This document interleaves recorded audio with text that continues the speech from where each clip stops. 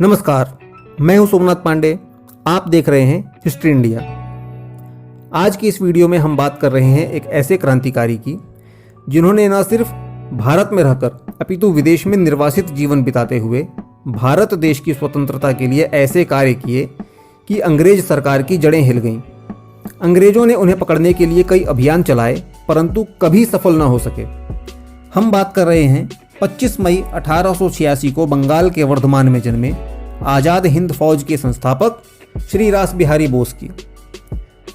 इनके पिता श्री विनोद बिहारी बोस एक सरकारी कर्मचारी थे तथा चंदन नगर में नियुक्त थे, अतः इनकी शिक्षा चंदन नगर में ही हुई।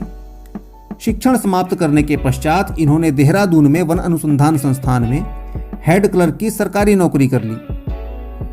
इसी दौरान इनकी मुलाकात अमरेंद्र चटर्जी से हुई, जो कि जतिन मुखर्जी के क्रांतिकारी संगठन युगांतर के सदस्य थे। यहीं से इनके क्रांतिकारी जीवन की शुरुआत होती है। 1911 में जब भारत के वायसराय लॉर्ड हार्डिंग के काफिले पर बम फेंका गया, जिसमें वायसराय तो बच गए लेकिन अंग्रेजों की नींद उड़ गई। इस बमकांड की कार्य योजना श्री रास बिहारी बोस ने ही तैयार की थी। इससे पहले कि अंग्रेज कुछ कर पाते या समझ पाते, ये रातों रात दिल्ली से देहरादून आ गए और इस घटना के विरोध में एक मार्च निकाला। इससे अंग्रेजों को इन पर कोई शक ही नहीं हुआ। इसके बाद भी कई छोटे मोटे प्रयास होते रहे, परंतु प्रयास सफल नहीं हुए। प्रथम विश्व युद्ध के दौरान इन्होंने सोचा कि अंग्रेज अभी युद्ध में व्यस्त हैं, कुछ बड़ा किया जाए। इन्होंने कई क्रांतिकारियों को फौज में भर्ती कराया ताकि विद्रोह करवाया जा सके, परंतु सफलता हाथ न लग सकी। इसके बाद तो इन्होंने अन्य क्रांतिकारियों के साथ ब्रिटिश फौज पर हमला कर दिया। चूंकि अधिकतर फौज प्रथम विश्व युद्ध में व्यस्त थी, इसलिए भारत में सैनिकों की संख्या काफ़ी कम थी, परंतु दुर्भाग्यवश यह योजना भी असफल हो गई। कई क्रांतिकारी गिरफ्तार कर लिए गए। अंग्रेजों की खुफिया पुलिस श्री रास बिहारी बोस के पीछे पड़ गई। यह पहला मौका था जब ब्रिटिश पुलिस की नज़र इन पर पड़ी थी, लेकिन पुलिस की नज़र से बचते हुए ये जापान चले गए। वहाँ शंघाई में राजा P.N. टैगोर के नाम से रहने लगे। शंघाई, जो अभी चीन की आर्थिक राजधानी है, तब जापान के अधीन था। जापान में रहते हुए इन्होंने कई मुश्किलें झेली। चूंकि ब्रिटिश पुलिस इनके पीछे थी, तो वह लगातार जापान से इनके प्रत्यर्पण की मांग करती रहती थी।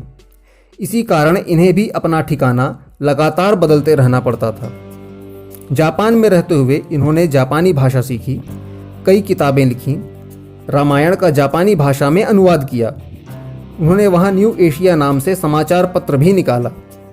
जापानी अधिकारियों को भारतीय राष्ट्रवादियों के पक्ष में खड़ा करने तथा देश की स्वतंत्रता के आंदोलन में जापानियों का सक्रिय समर्थन दिलाने में भी रास बिहारी बोस की अहम भूमिका रही।